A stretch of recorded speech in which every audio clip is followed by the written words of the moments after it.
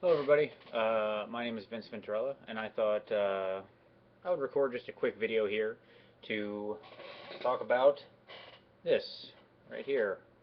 Nagash. This just came out, so I got it the first day.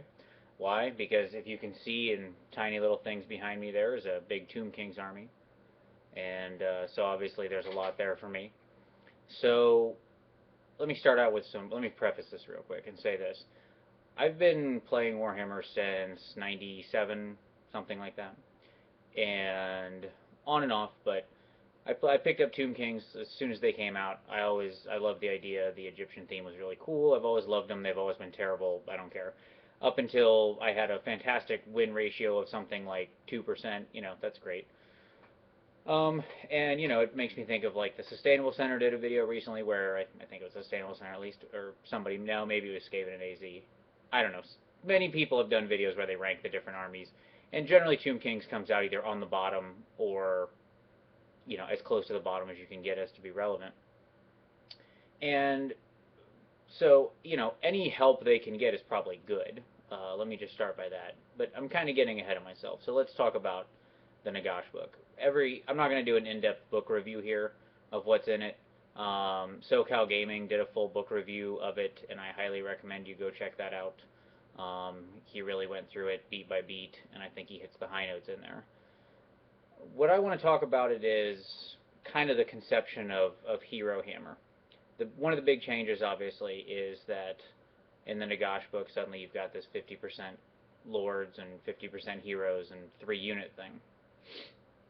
And there's a lot of concern. People are very concerned about whether or not this will bode the return of Herohammer, as has been the case in previous editions where characters could just destroy whole units. And as somebody who played a lot of crappy armies, I certainly am sensitive to that. I never played big, powerful chaos people when they were unbelievably unstoppable, etc.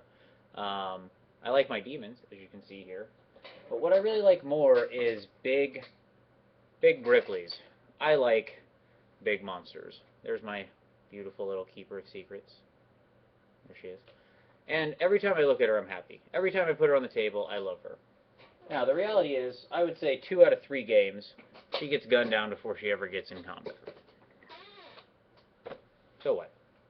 I'd still take her every time. And I'm excited because now with that, I can put her kitted out how I want her in more games. The reality is I had to be playing at least 2,400 points to actually get her on the table how I wanted, and that's a little bigger than my groups normally run. So I think that the discussion about Herohammer, I can't answer the question, who knows. There's a lot of, I'm sure, gross stuff out there that can happen in armies I don't play. Double, Nurgle Demon Prince and stuff like this. Malorian brought that up. And, okay, those things are there. But what I want to talk about is the special characters and the options specifically in that book, in Nagash. I had an opportunity this weekend, right after the book came out, to play 2 games. I used the Undead Legion's rules in there because it thankfully and mercifully killed the Hierophant rule, so now my army can stop crumbling to dust on turn 2 after somebody suicide murders my Hierophant, which is generally what happened every game. And so I decided to go all the way and run Archon the Black on his thing. And he's great. I mean, if you read him, he's a little mini Nagash. He doubles the points you get out of the Lore of Undeath.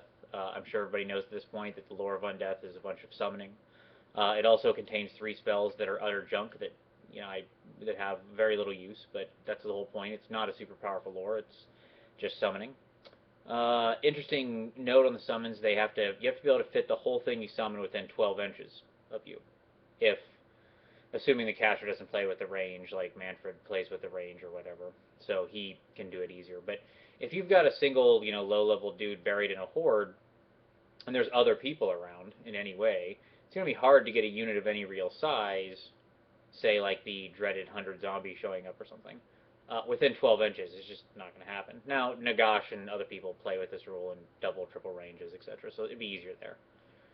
But the basic, most people, anybody else who's taking this, who's just looking to make chaff units, you're probably popping out small blocks of swarms or something like that, because you can get at all that stuff. Um, what was interesting to me about Archon is so I got to play him in 2 games, and I played the absolute worst possible opponent both games. In that I played first, I did just a one-on-one game against an Empire army that consisted of 3 cannons and 2 steam tanks.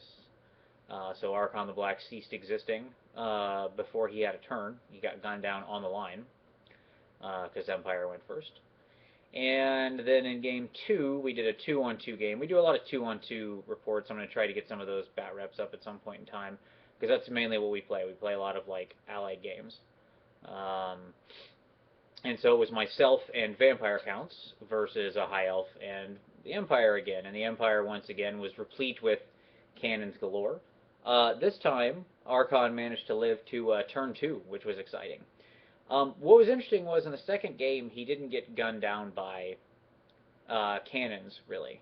I mean, he took a couple wounds from cannons. I don't want to say it didn't happen.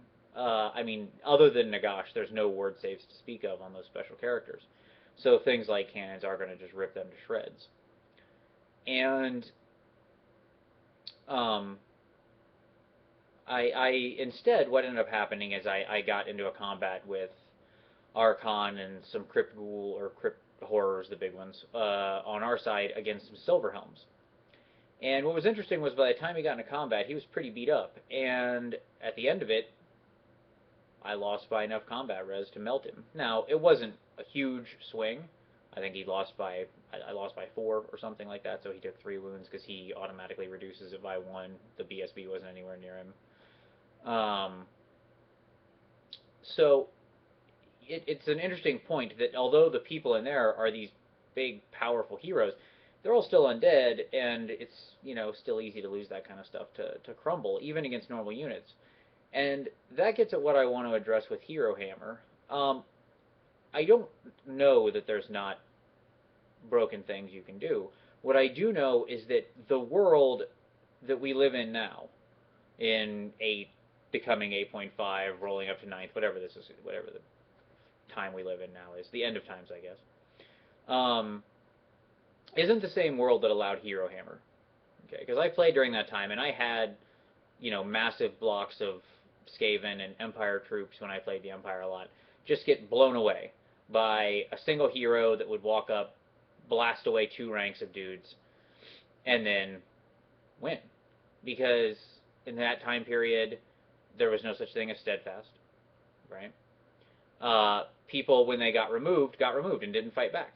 So if you blew away the first rank or 2 ranks or whatever it happened to be with spears, no supporting attacks in that time, then there was nothing striking you back. So it was just a guaranteed win. So if you could overcome the sort of static combat res of 4 that most infantry blocks walk around with at least, having sort of 3 ranks and a banner and maybe something else here or there, you just won outright. You push them down to, snakes, and of course they're not getting that, and there they go, and they're dead. But that's just not the world we live in anymore. There's a lot of other things going on. And also things like cannons and stuff like that. We're all guess range at that.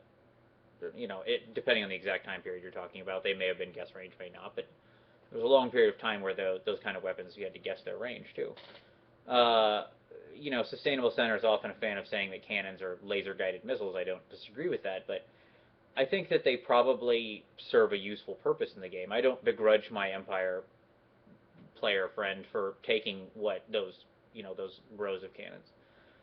Because as scary as they are, I don't care. When I'm playing my Demon Army, if he blows my Keeper of Secrets away, great. That's unfortunate. I'd love her to get into combat, but at the same time, what's that cannon going to do against my Daemonettes or whatever else is in that army?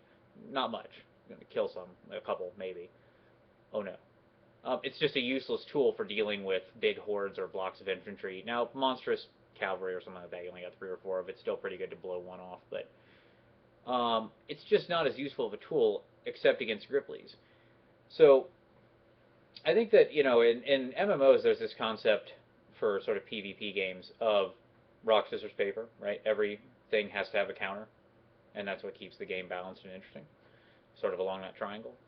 The DPS kills the healers can kill the tanks, or whatever. And I think that there's value to that on the table as well. And those big Grippleys have weaknesses, which are namely big giant war machines, things like cannons, maybe bolt throwers to a lesser degree, and poison. I mean, poison's the other big thing. Like, I would fear very much swinging Archon around near a group of, say, chameleon skinks with poison or something. The chances are he's not going to walk away from it. And it's really a question of power perceived versus power achieved. That's another Sustainable Center quote, and I think it's really true. That model is huge and scary, and when he's on the table, he's very frightening. And you look at Archon's profile, and you're like, oh my goodness, he could theoretically heal 5 wounds every turn. How does he ever die? Well, yeah, he could, but what happened is, to me, is what's going to happen to in several rounds of combat.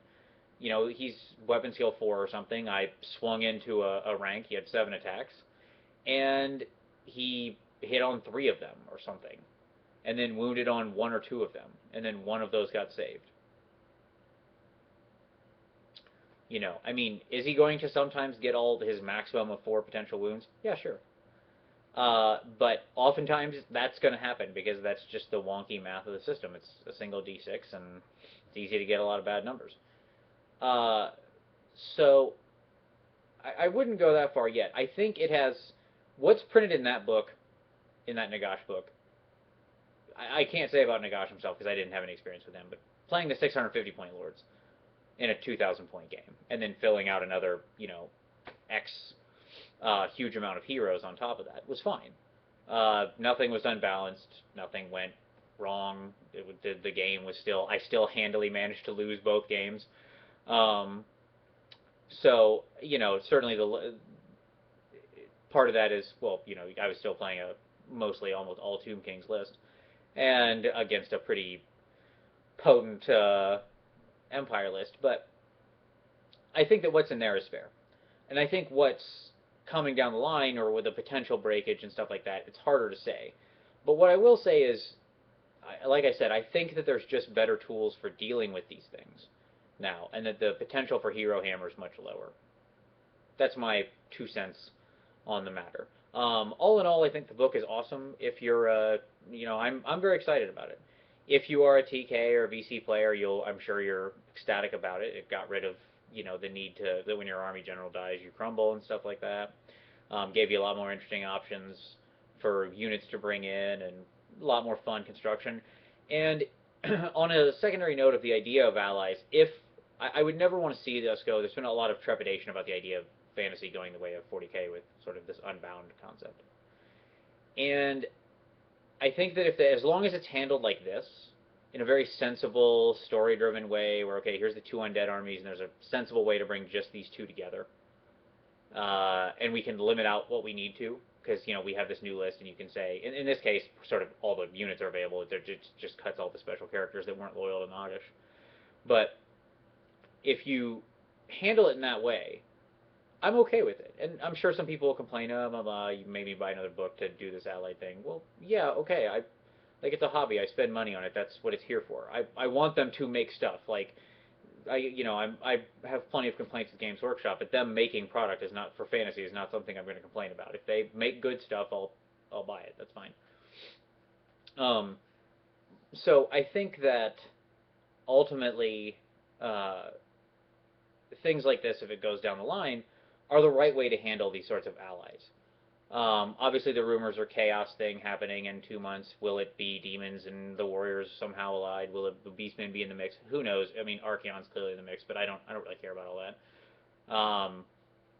The point is that handling it with a sort of precision, right? Some kind of accuracy or whatever with how you're going about it, where it's not just like, hey, take anything.